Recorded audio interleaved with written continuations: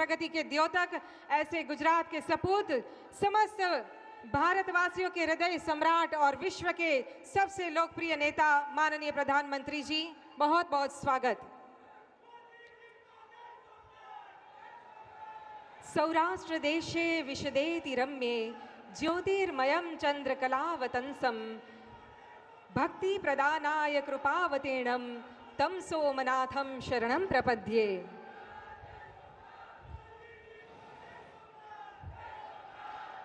जय सोमनाथ, नमस्कार।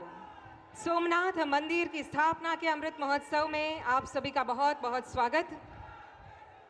लोह पुरुष सरदार पटेल ने जो नींव रखी, उसे भव्य दिव्य शिखर तक पहुंचा रहे यशस्वी प्रधानमंत्री श्रीमान नरेंद्र मोदी जी अनादि अनंत श्री सोमनाथ मंदिर प्रभास क्षेत्र में पधारे हैं। आइए उनका विधिवत स्वागत करते हैं। आप सौनो उत्साह અહીંયા સુધી પહોંચી રહ્યો છે। જય સોમનાથ। આવો માનનીય વડાપ્રધાનશ્રીનું વિધિવત રીતે સ્વાગત કરીએ। સૌપ્રથમ વિનંતી કરીએ છીએ ગુજરાત રાજ્યના માનનીય મુખ્યમંત્રી શ્રી ભૂપેન્દ્રભાઈ પટેલ અને સાથે જ માનનીય નાયબ મુખ્યમંત્રી શ્રી હર્ષભાઈ સંઘવીને વિનંતી કે આપ સન્માન સૂચક પાઘડી અને ખેસ અર્પણ કરી માનનીય વડાપ્રધાનશ્રીનો સ્વાગત સત્કાર કરશો। સમસ્ત ગુજરાતની જનતા વતી આ સ્વાગત થઈ રહ્યું છે। જોરદાર તાળીઓ સાથે આપણે પણ તેમાં જોડાઈએ।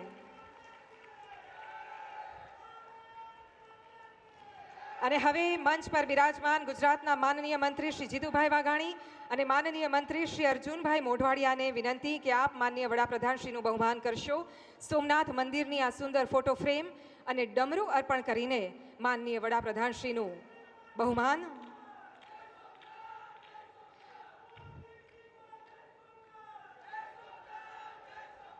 અને હવે માનનીય મંત્રી ડોક્ટર પ્રદ્યુમન વાજા અને માનનીય મંત્રી શ્રી કૌશિકભાઈ વેકરિયા ने विनंती कि आप पण माननीय वडाप्रधानश्रीનું स्वागत करशो। साथे जोड़ाशे माननीय सांसद श्री राजेशभाई चुडासमा, माननीय धारासभ्य श्री भगवानभाई बारड અને श्री काळुभाई राठोड સિંહની સુંદર ફોટો ફ્રેમ અર્પણ કરી રહ્યા છે।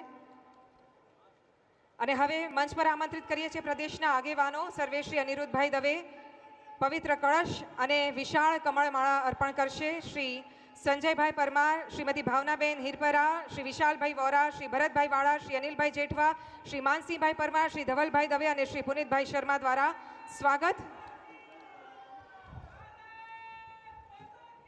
धन्यवाद। અને હવે આ વિશાળ કમળમાળા અર્પણ કરીને જેમણે ભારતીય આસ્થાનું स्थान गौरवान्वित कर्યું છે એવા વડાપ્રધાનશ્રીનું स्वागत। खूब खूब आभार, धन्यवाद। बंगाल भाग्य विधाता बनकर जनशक्ति को दंडवत कर गंगा सागर से अरब सागर पर अटूट आस्था का सागर बनकर समर्पण भाव से जलाभिषेक कर सनातन का स्वाभिमान जगाकर सोमनाथ के विरासत पर्व पर नमन कर नमन कर नमन कर। આજના પ્રસંગે ગુજરાતની ધરતી પર માનનીય વડાપ્રધાન શ્રી પધાર્યા છે, ત્યારે આમંત્રિત કરીએ છીએ ગુજરાતના માનનીય મુખ્યમંત્રી શ્રી ભૂપેન્દ્રભાઈ પટેલને આપના સ્વાગત સંબોધન માટે।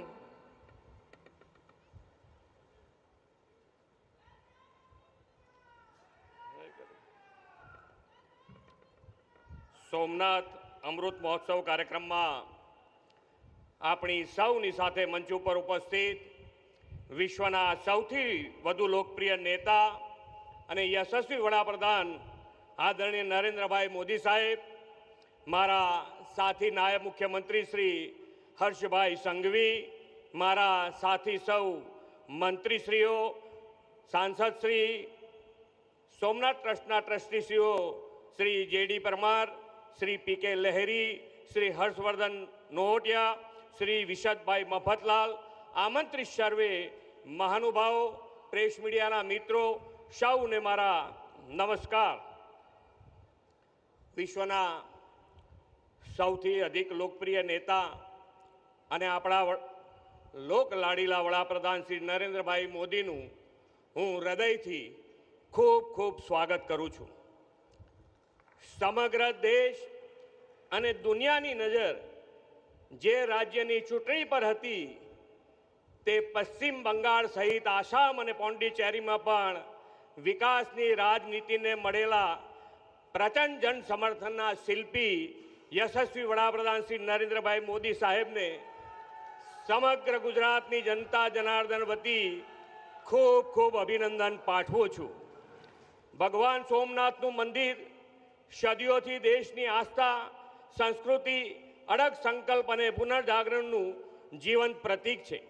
આપણી આસ્થાના અજેય અને અતૂટ પ્રતીક આ મંદિરને ધ્વંસ કરવાના અનેક પ્રયાસો થયા અને દરેક વિનાશ પછી સોમનાથ ભગવાનનું મંદિર ફરી વધુ તેજસ્વતા સાથે ઊભું થયું છે.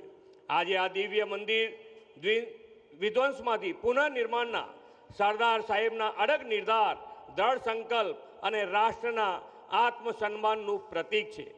તેમનો આ સંકલ્પ 1951ની 11 મે પૂર્ણ થયો. તે ગૌરવશાળી વિરાસતને આજે 75 વર્ષ થયા છે. આદરણીય શ્રી નરેન્દ્રભાઈ મોદીએ 2001માં મુખ્યમંત્રી તરીકેનું સેવાદાયિત્વ સંભાળ્યું. એ જ વર્ષે તેમણે સોમનાથ મંદિરના પુનઃનિર્માણનો સુવર્ણ જયંતિ ઉત્સવ ઉજવીને આપણને તક આપી હતી. અને આજે સરદાર સાહેબનો દ્રઢ સંકલ્પ સાકાર થયાનો આ અમૃત ઉત્સવ આદરણીય વડાપ્રધાન શ્રી મોદી સાહેબની પ્રેરણાથી દેશની આઝાદીના અમૃતકાળમાં જ આવ્યો છે. તે સોનામાં સુગંધ સમો પ્રસંગ છે. આખા યુગનું નિર્માણ કરનાર વિઝનરી લોકનાયક શ્રી મોદી સાહેબે પ્રત્યેક ભારતવાસીઓમાં સાંસ્કૃતિક રાષ્ટ્રવાદ અને સનાતન હિન્દુ સંસ્કૃતિના પુનર્જાગરણનો ભાવ પ્રબળ બનાવ્યો છે. આદરણીય શ્રી મોદી સાહેબે અયોધ્યામાં રામ મંદિરના પ્રાણ પ્રતિષ્ઠા ઐતિહાસિક પ્રસંગે દેવથી દેશનું વિઝન આપ્યું હતું. સોમનાથ મંદિર પર 1000 વર્ષ પહેલા થયેલા આક્રમણ સામે શૌર્ય દાખવનાર સ્વાભિમાની યોદ્ધાઓને યાદ કરતું સોમનાથ સ્વાભિમાન પર્વ, કાશી વિશ્વનાથ કોરિડોર, કેદારનાથ ધામ વિકાસ, પાવાગઢમાં 500 વર્ષ પછી ધ્વજારોહણ અને અંબાજી કોરિડોર તથા સોમનાથ તાલીમ સંકલ્પ દ્વારા વિરાસત બી વિકાસ બી સાકાર કર્યું છે. અને ફરીથી જ્યારે આજે ગુજરાતમાં આવ્યા છે ત્યારે ફરીથી એમનું સ્વાગત કરીને વિરમું છું. ભારત માતા કી જય, વંદે માતરમ, જય જય ગરવી ગુજરાત. आपना ऊष्मापूर्ण स्वागत संबोधन માટે खूब खूब आभार माननीय मुख्यमंत्री श्री. देवियों और सज्जनों, 2026 का ये वर्ष सोमनाथ मंदिर के इतिहास में अत्यंत महत्वपूर्ण है. जनवरी 2026 में हम साक्षी बने सोमनाथ स्वाभिमान पर्व के और आज हम मंदिर की स्थापना का अमृत उत्सव मना रहे हैं. आज के दिन का गौरव करते हुए भारतीय डाक विभाग द्वारा एक विशेष स्मारक डाक टिकट जारी किया जा रहा है. सर्वप्रथम मैं गुजरात के मुख्य post master general Shri Ganesh Savleshwarkar ji को आमंत्रित करती हूं कि वे माननीय प्रधानमंत्री श्री नरेंद्र मोदी जी को ये स्मारक डाक टिकट विमोचन हेतु प्रस्तुत करें. सभी मंचासीन अतिथिगण पर इसमें जुड़ेंगे. ये है सोमनाथ मंदिर, भारत की 1000 वर्षों की अटूट आस्था एवं श्रद्धा. इस विषय पर विशेष स्मारक डाक टिकट.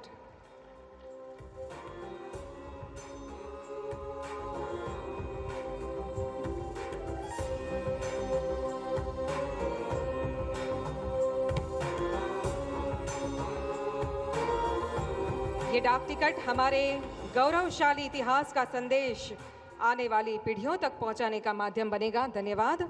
और अब मंच पर आमंत्रित करते हैं संस्कृति मंत्रालय भारत सरकार के सचिव श्री विवेक अग्रवाल जी को.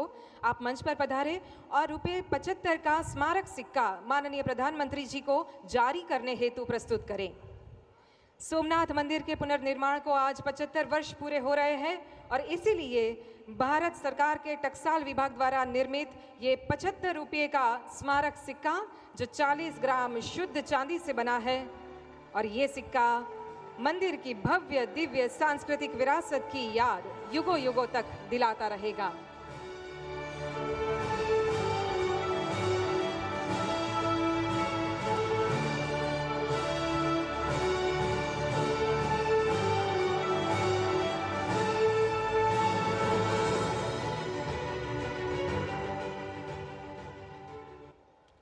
बहुत बहुत धन्यवाद मान्यवर. सनातन आस्था, सनातन स्वाभिमान और सनातन संस्कृति, आध्यात्मिक ऊर्जा, आध्यात्मिक एकता और आध्यात्मिक विरासत. जय श्री कृष्ण, जय श्री राम, और हर हर महादेव।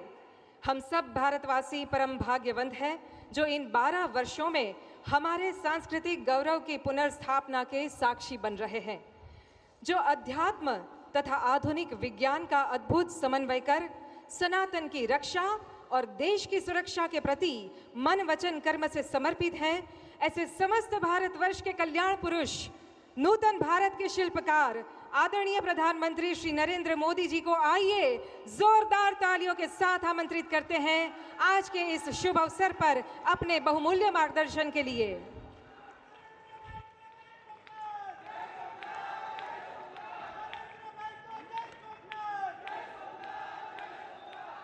जय सोमनाथ, जय सोमनाथ, हर हर महादेव। गुजरात के मुख्यमंत्री श्रीमान भूपेंद्र भाई पटेल, उप मुख्यमंत्री भाई हर्ष संघवी जी, गुजरात सरकार के मंत्रीगण, सांसद एवं विधायकगण, अन्य सभी महानुभाव, देवी और सज्जनों, आज प्रभास पाटन का पवित्र क्षेत्र एक अद्भुत प्रभा से भरा हुआ है। महादेव का ये साक्षात्कार, ये सौंदर्य, धरती और आसमान से हुई पुष्प वर्षा, भगवा ध्वजों की ये आभा, कला, संगीत और नृत्य की अद्भुत प्रस्तुतियां, वेद मंत्रों का उच्चार, गर्भगृह में हो रहा शिव पंचाक्षरी का अखंड पाठ और इस सब के साथ साथ सागर की लहरों का जयघोष, ऐसा लग रहा है जैसे ये सृष्टि एक साथ बोल रही है, जय सोमनाथ, जय जय सोमनाथ। साथियों, समय खुद जिनकी इच्छा से प्रकट होता है, जो स्वयं कालातीत है, जो स्वयं काल स्वरूप है, आज उन देवादिदेव महादेव की विग्रह प्रतिष्ठा के हम 75 वर्ष मना रहे हैं। ये सृष्टि जिनसे सृजित होती है, जिनमें लय हो जाती है, यतो जायते पाल्यते येन विश्वम तमीशम भजे लीयते यत्र विश्वम। आज हम उनके धाम के पुनर्निर्माण का उत्सव मना रहे हैं, जो हलाहल को पीकर नीलकंठ हो गए, आज उन्हीं की शरण में हां सोमनाथ अमृत महोत्सव हो रहा है। ये सब भगवान सदाशिव की ही लीला है। साथियों, दादा सोमनाथ के अनन्य भक्त के रूप में मैं कितनी बार यहां आया हूं, कितनी ही बार उनके सामने नतमस्तक हुआ हूं, लेकिन आज जब मैं यहां आ रहा था तो समय की ये यात्रा एक सुखद अनुभूति दे रही थी। अभी कुछ ही महीने पहले मैं यहां आया था, तब हम सोमनाथ स्वाभिमान पर्व मना रहे थे। प्रथम विध्वंस के 1000 वर्ष बाद भी सोमनाथ के अविनाशी होने का गर्व और आज इस आधुनिक स्वरूप की प्राण प्रतिष्ठा के 75 वर्ष हम केवल 2 आयोजनों का हिस्सा भर नहीं, सिर्फ हिस्सा भर नहीं बने हैं, हमें 1000 वर्षों की अमृत यात्रा को अनुभव करने का शिवजी ने मौका दिया है। साथियों, 75 साल पहले आज के ही दिन सोमनाथ मंदिर की पुनर्स्थापना ये कोई साधारण अवसर नहीं था। अगर 1947 में भारत आजाद हुआ था तो 1951 में सोमनाथ की प्राण प्रतिष्ठा ने भारत की स्वतंत्र चेतना का उद्घोष किया था। आजादी के समय सरदार साहब ने 500 से ज्यादा रियासतों को जोड़कर एक भारत का आधुनिक स्वरूप गढ़ा था।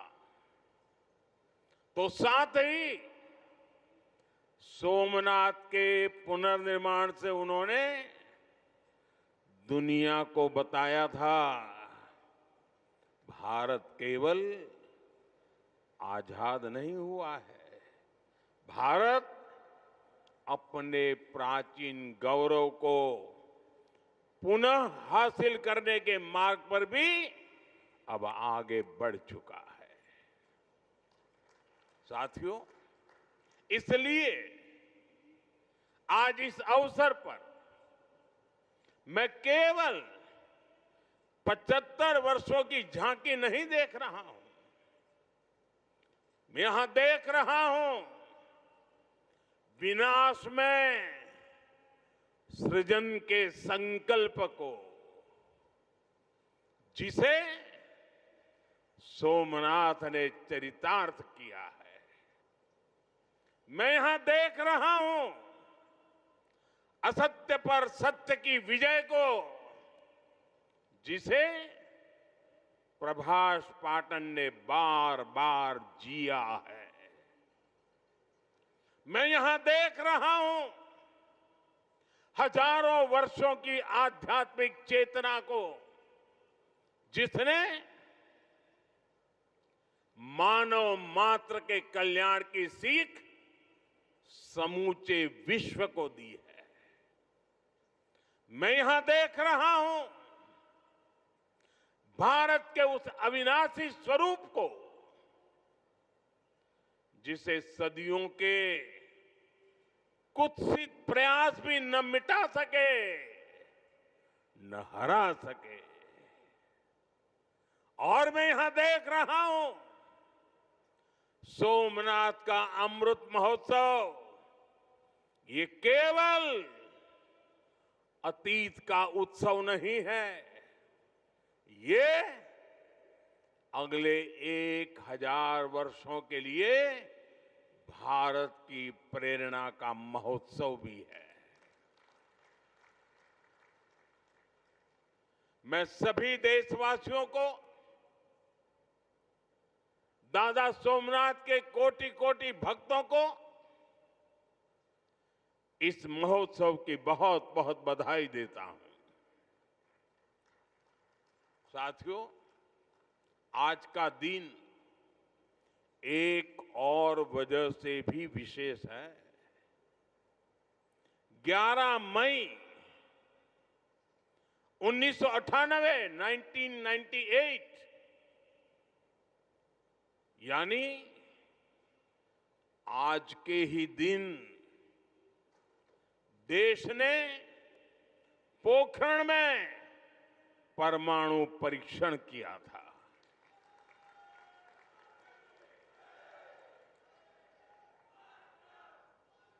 देश ने 11 मई को पहले 3 परमाणु परीक्षण किए। हमारे वैज्ञानिकों ने भारत के सामर्थ्य को, भारत की क्षमता को वैज्ञानिकों ने दुनिया के सामने रखा। दुनिया में तूफान आ गया। भारत, उसकी ये हैसियत, ये कौन होता है भारत जो परमाणु परीक्षण करे? और दुनिया की आंखें लाल हो गई। दुनिया भर की शक्तियां भारत को दबोचने के लिए मैदान में उतरी। अनेक प्रकार के बंधन लग गए। आर्थिक संकट की संभावनाओं के रास्ते सारे के सारे बंद कर दिए गए। कोई भी हिल जाता। जब दुनिया भर की बड़ी बड़ी शक्तियां इतना बड़ा आक्रमण कर दें तो आगे के रास्ते दिखते नहीं है। लेकिन हम कोई और मिट्टी के बने हुए हैं। 11 मई के बाद दुनिया हम पर टूट पड़ी थी। 11 मई को वैज्ञानिकों ने अपना काम कर लिया था, लेकिन 13 मई को फिर 2 और परमाणु परीक्षण हुए। उससे दुनिया को पता चला था कि भारत की राजनीतिक इच्छा शक्ति कितनी अटल है। उस समय पूरी दुनिया का दबाव भारत पर था, लेकिन अटल जी के नेतृत्व में बीजेपी सरकार ने दिखाया था कि हमारे लिए राष्ट्र प्रथम है। दुनिया की कोई ताकत भारत को झुका नहीं सकती, दबाव में नहीं ला सकती। साथियों, देश ने पोखरण परमाणु परीक्षण को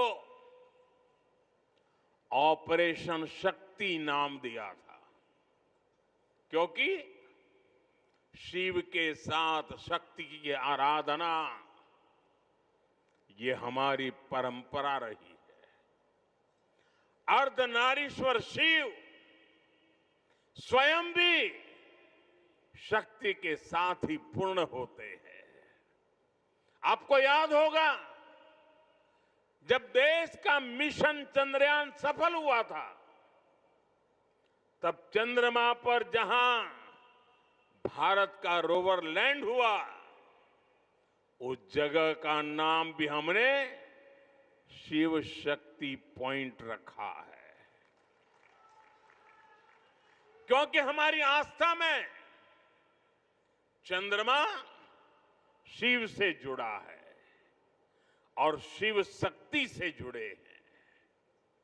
और ये कितना सुखद है कि चंद्रमा के नाम से ही इस ज्योतिर्लिंग को हम सोमनाथ कहते हैं। साथियों, शिव और शक्ति की हमारी आराधना का जो विचार है, वो देश की वैज्ञानिक प्रगति के लिए भी प्रेरणा बने। आज हम ये संकल्प साकार होते देख रहे हैं। मैं इस अवसर पर भगवान सोमनाथ के चरणों से सभी देशवासियों को ऑपरेशन शक्ति की वर्षगांठ की भी बधाई देता हूं। साथियों, जब मैं पिछली बार यहां आया था तब मैंने कहा था, जिसके नाम में ही सोम अर्थात अमृत जुड़ा हो उसे नष्ट कौन कर सकता है। इतिहास के लंबे कालखंड में इस मंदिर ने कितने ही आक्रमण झेले। महमूद गजनवी, अलाउद्दीन खिलजी जैसे अनेक आक्रांत आए। लुटेरों ने सोमनाथ मंदिर का वैभव मिटाने का प्रयास किया। वो सोमनाथ को एक भौतिक ढांचा मानकर उससे टकराते रहे। बार बार इस मंदिर को, इस ढांचे को तोड़ा गया और ये बार बार बनता रहा। हर बार उठ खड़ा होता रहा, क्योंकि तोड़ने वालों को मालूम नहीं था हमारे राष्ट्र का वैचारिक सामर्थ्य क्या है। हम भौतिक शरीर को नश्वर मानने वाले लोग हैं, लेकिन हम जानते हैं उसके भीतर बैठी आत्मा अविनाशी है। और फिर तो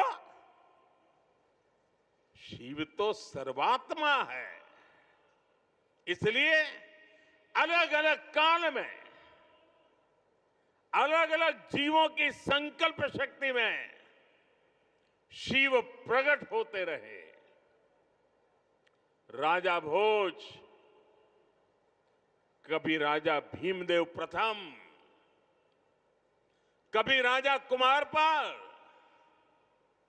कभी राजा महिपाल प्रथम, तो कभी राव खंगार, ऐसे अनेक शिव भक्त समय समय पर सोमनाथ मंदिर का पुनर्निर्माण करवाते रहे। लकुलिश और सोम शर्मा जैसे कितने मनीषी, उन्होंने प्रभास पाटन क्षेत्र की विरासत को संरक्षित किया। इसे शैव साधना और दर्शन का महान केंद्र बनाया। भाव बृहस्पति, पाशुपताचार्यों और अनेक विद्वानों ने इस तीर्थ की आध्यात्मिक परंपराओं को जीवित रखा। विशाल देव और त्रिपुरांतक जैसे व्यक्तित्वों ने यहां की बौद्धिक चेतना को सुरक्षित रखने का पुनीत कार्य किया। साथियों, वीर हमीर जी गोहिल, वीर वेगड़ा जी भील, पुण्य श्लोक अहिल्याबाई होलकर जी, बड़ोदरा के गायकवाड़ जाम साहब महाराजा दिग्विजय सिंह जी, ऐसी कितनी ही महान विभूतियां हैं जो सोमनाथ की सेवा में अपना सर्वस्व अर्पित करती थी।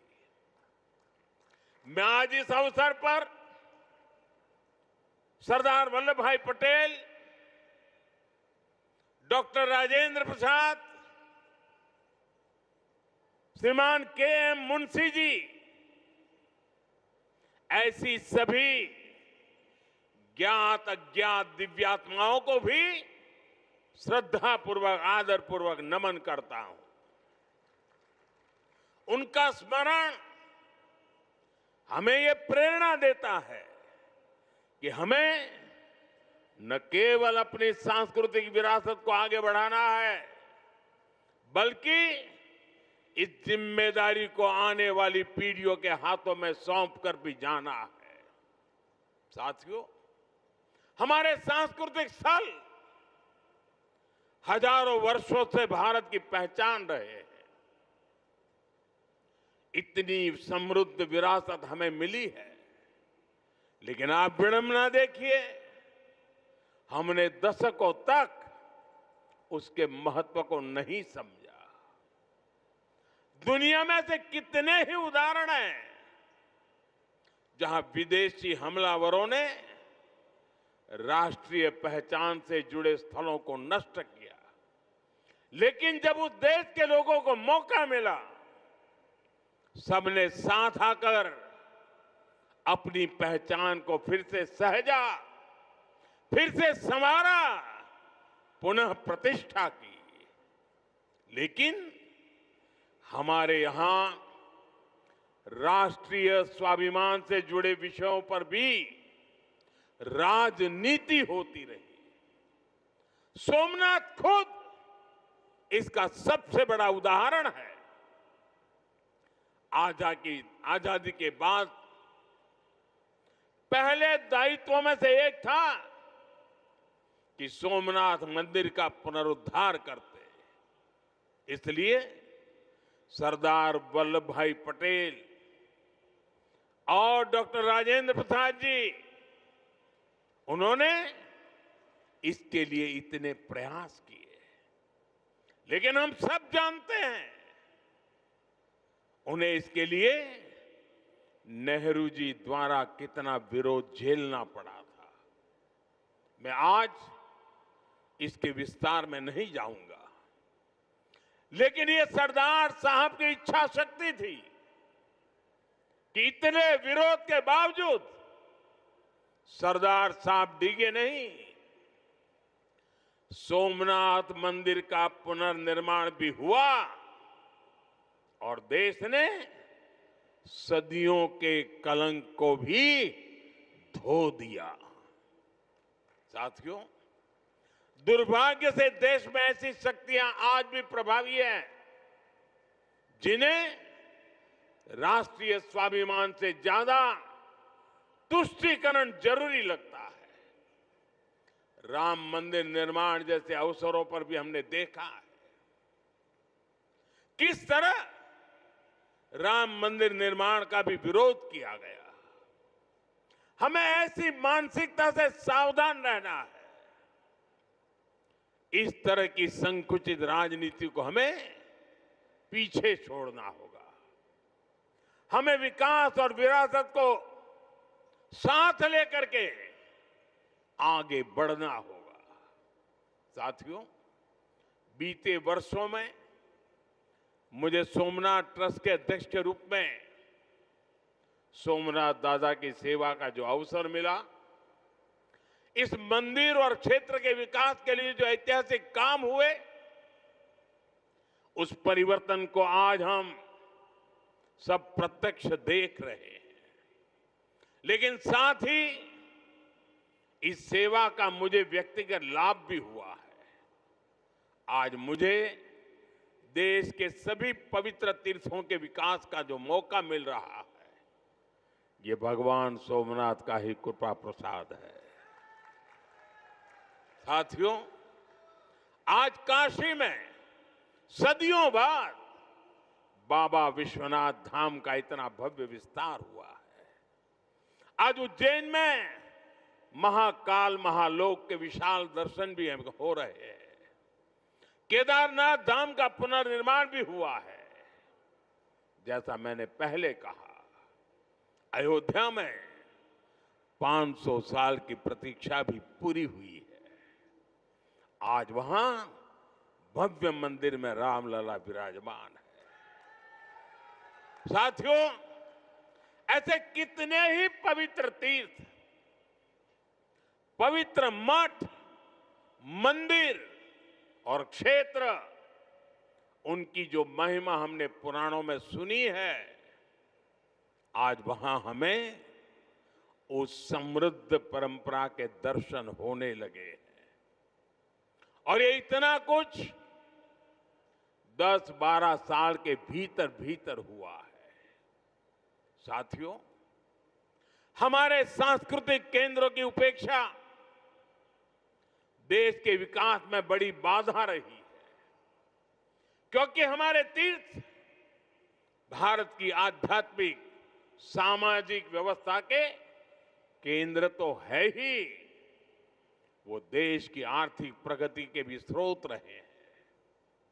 आज आप देखिए, 4 धाम महामार्ग परियोजना, गोविंद घाट से हेमकुंड साहिब तक रोपवे परियोजना, करतारपुर कॉरिडोर, बौद्ध सर्किट का विकास, इनके जरिए देश में तीर्थ क्षेत्रों में आर्थिक गतिविधियां बढ़ी हैं।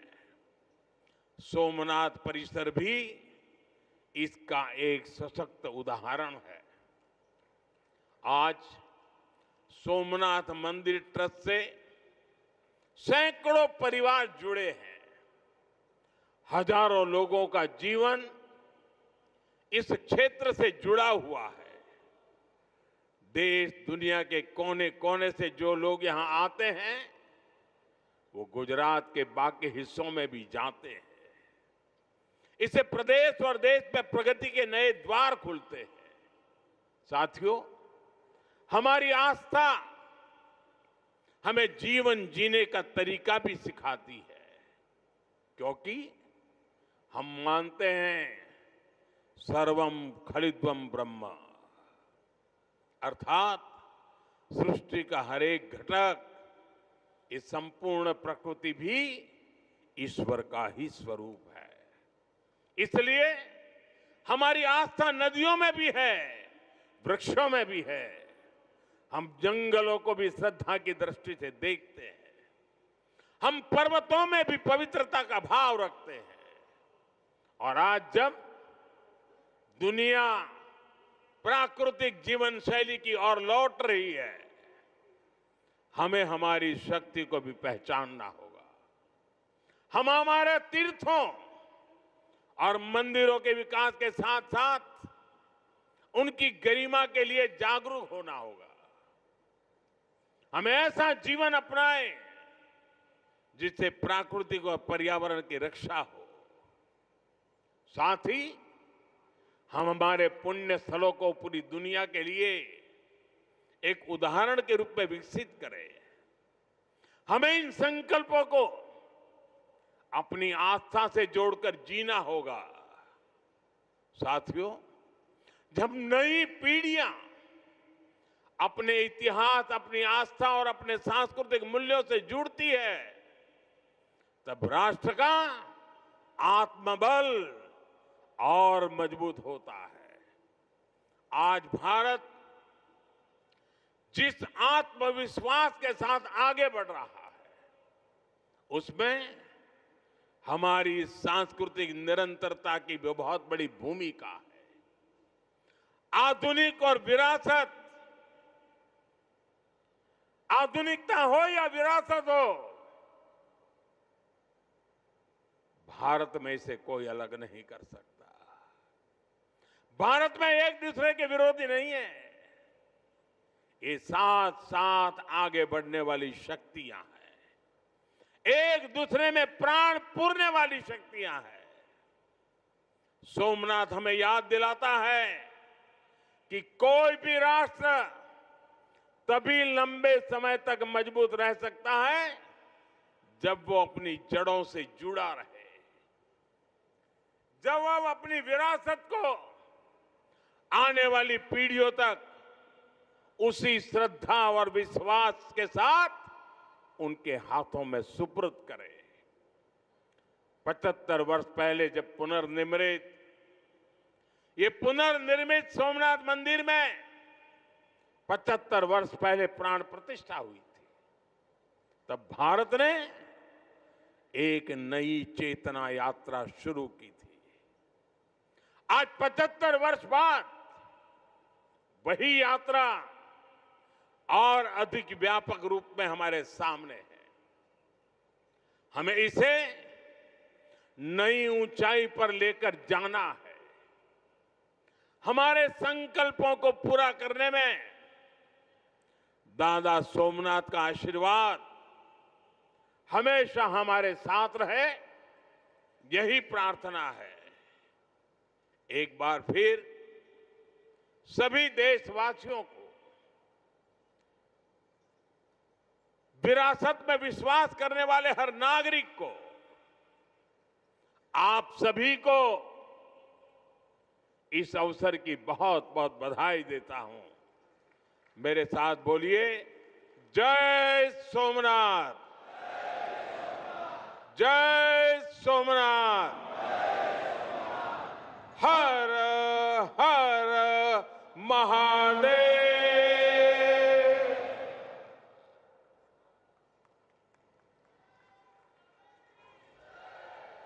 बहुत बहुत धन्यवाद माननीय प्रधानमंत्री जी, आपके इन प्रेरणादायी शब्दों के लिए।